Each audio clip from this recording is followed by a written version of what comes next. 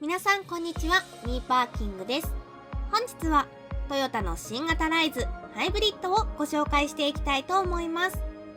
このライズは以前内外装のご紹介をさせていただいたことがあるんですが、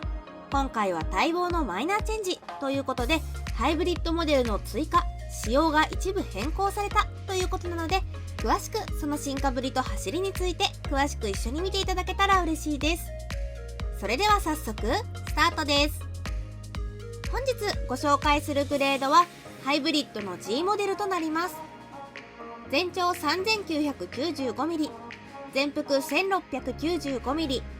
全高 1620mm、 燃費は WLTC モードで驚異の 28kg です。このお車は日産のノートをとことん深く研究し作り上げたハイブリッドシステムだそうで、この大人気の SUV に日産のような技術が融合されていると思うと、まさに敵なしの一台ですよね。すでにライズの人気ぶりは皆さんもご存知の通り常に高く、今回はマイナーチェンジの変更点を重点的に詳しくエクステリアから見ていきましょう。まず外観ですが、以前ご紹介したマイナーチェンジ前のライズとの大きな変更点は、実はここのハイブリッドを象徴するブルーのエンブレムが追加されたこと以外ほとんどなく、こういうマイナーチェンジを見ると元の設計の良さや人気ぶりがすごく感じられますよね。他にはホイールのデザインが少しだけ変更があったりと、新たに加わったハイブリッドモデル、マイナーチェンジだからといって特別に変わりすぎない外観の変更、私的にはすごく好印象に感じました。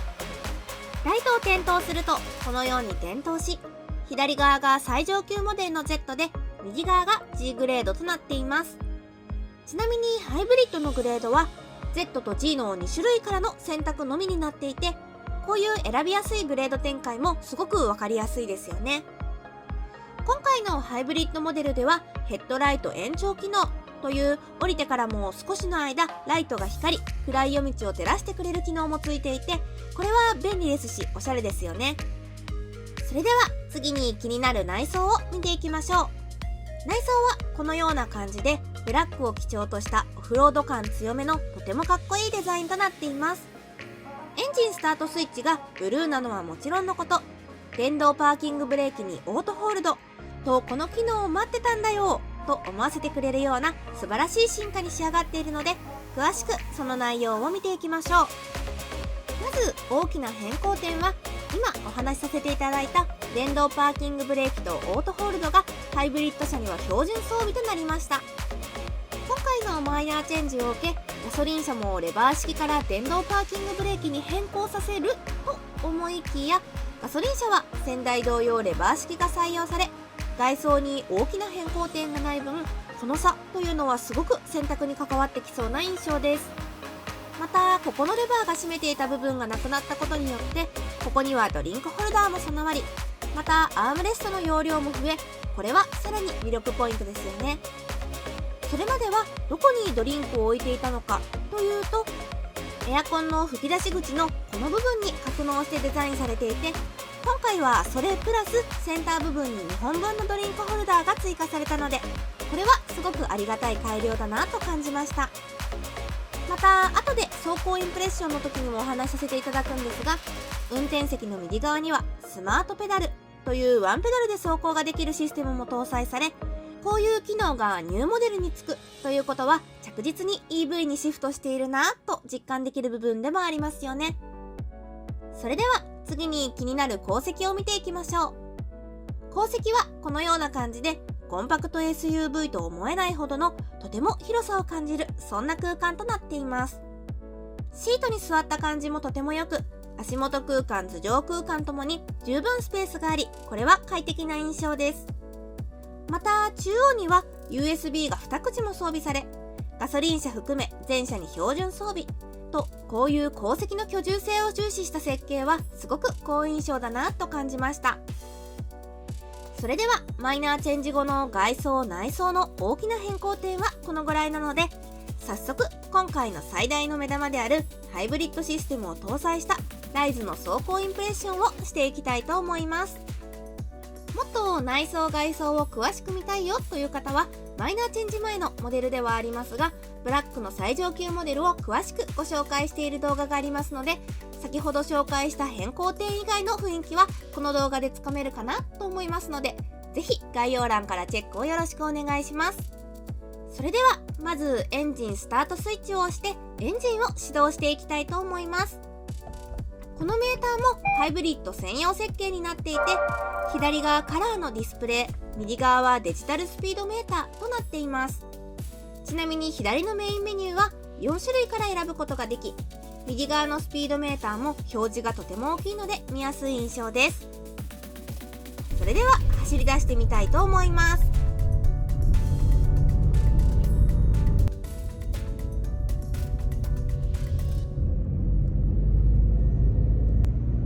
はい、ということでですね、少し走ってきてみたんですが、まず第一印象としては走り出しのね感覚が想像以上にスムーズで、ハイブリッド車特有の静けさも相まって、ライズの今までにないようななんでしょうね、上質感を感じますね。私自身最近、このようにねいろんな車を乗らせてもらってハイブリッド車を運転する機会も増えてきたんですけれど、やっぱりねこの静かな車内にちょっとね耳を澄ますと遠くの方からモーター音が聞こえるっていうのがね、なんかすごく先進性のある車に乗ってるぞという感じで所有感を満たしてくれるような感覚がありますし、運転しているだけでも上品な気持ちになるような印象です。内外装ともにアクティブ要素が強いライズではあるんですけど、ハイブリッドモデルを搭載することで上品さという魅力も兼ね備えたので、このモデルはこれからかなり注目される、そんな一台になるんじゃないかなと感じています。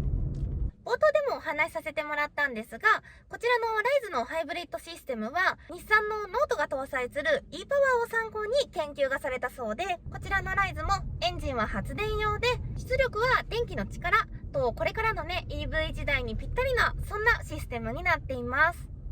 ハンドルは街中でも取り回しがしやすいように軽めにセッティングされているなという印象です。そして SUV ということもあり、コンパクトながらにアイポイントが高めで、視界もね割と広く取られているので、とても運転がしやすいです。で、今回のハイブリッドモデルには待望の電動パーキングブレーキとオートホールド機能が搭載されています。それによってガソリン車と比べてセンターコンソールあたりの厚みも増して、パッと見た時の高級感もあるような、そんな印象を受けました。このブレーキオートホールド機能は個人的に結構ね好きな機能になっていまして、信号待ちだったり踏切待ちの時、それとかね、渋滞の時なんかもそうなんですけど、ブレーキからね足を離すことができるっていうのは意外に楽で、慣れてくると手放せない機能になるんじゃないかなと感じています。いろいろ見てきて、正直このマイナーチェンジ後はこのライズハイブリッドモデルの購入者が圧倒的に増えるんじゃないかなと感じてるんですが、皆さんはどう思いますでしょうか。またこちらが SUV でありながら燃費がなんと驚異の28キロってめちゃめちゃすごいですよね。この日本の道路環境に合った SUV でありながら超エコ仕様というのは、これはね間違いなくヒットの予感を感じさせてくれるなと思っています。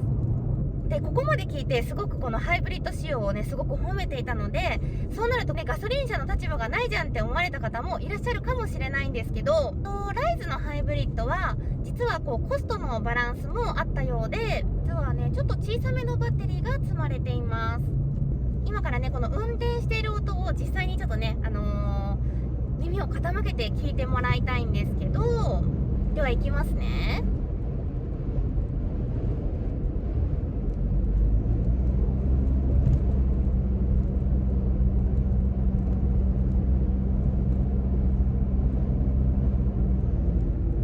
今少しアクセルを強く踏み込んだ瞬間にエンジンがかかった音がしたのが分かったかなと思うんですが、少しアクセルを踏むと割とすぐにエンジンがかかる、そんな仕様になっています。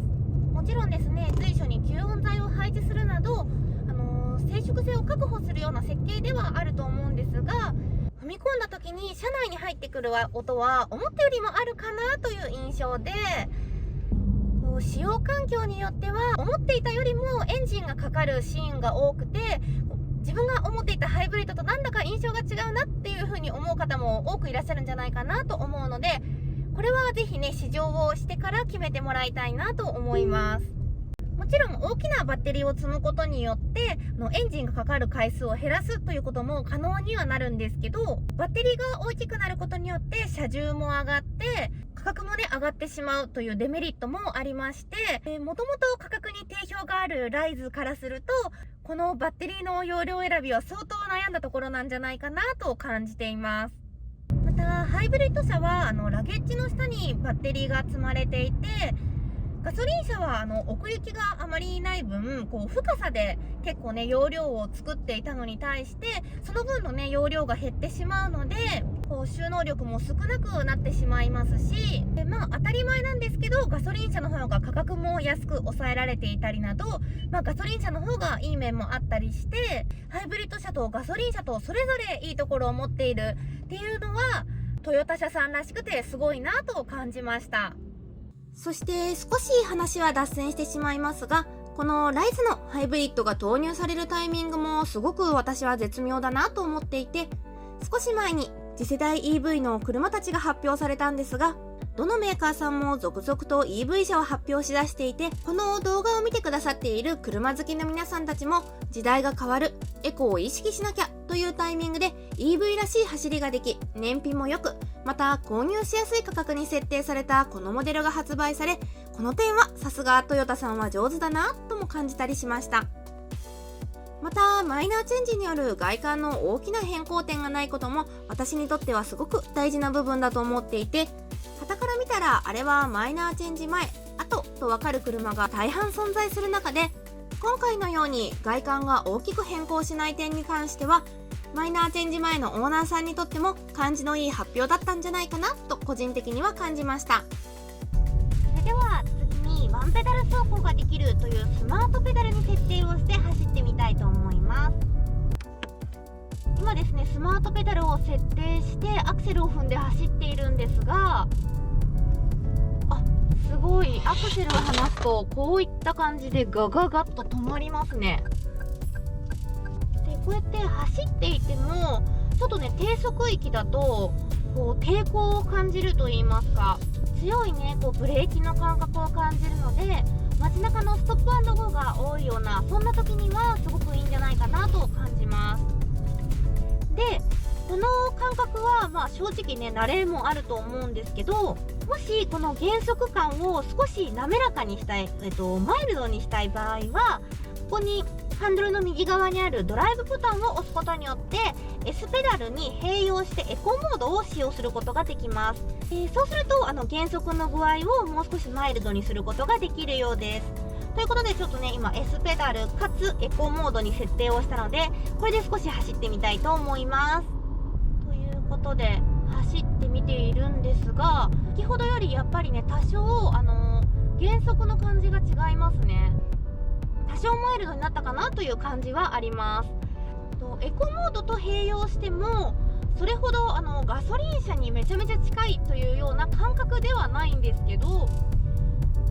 普通の S ペダルのモードよりはややマイルドになるので、まずねそちらから慣れてもらって徐々に S ペダルに移行していくと、すんなりとワンペダル走行に移行できるんじゃないかなという気がしました。はい、ということで本日はトヨタのライズからハイブリッドが登場ということで、走行動画メインでのご紹介でしたがいかがでしたか？何よりこの先進装備と質感の高さ、取り回しのいい車体の大きさにハイブリッド車の滑らかな走りと驚異の燃費力を兼ね備えて、お値段は約216万からと、これはかなり気になる人も多いんじゃないかなと感じました。以前ご紹介したカローラクロスも総合力をかなり兼ね備えている車だなと感じたんですが、こちらのライズも全世代で人気を集めそうな、そんな素晴らしいお車になるんだろうなと感じました。実際にライズのハイブリッドに試乗された方の感想や、今現在ライズに乗られている方の感想、また動画の感想などぜひコメント欄に書いていていただけると嬉しいです。またチャンネル登録やグッドボタンを押していただけますと動画制作の励みになりますので、よろしければお願いします。それではまた次回の動画でお会いしましょう。バイバーイ。時に車内に入ってくる音は思ったよりもあるなという印象で、今分かりました。エンジンがかかった音が分かりましたでしょうか。こんな感じで少しおよそ300メートル先、斜め右方向です。ちなみにガソリン車の新し新しいルートでご案内します。当たり前なんですけど当たり前なんですけどガソリンだって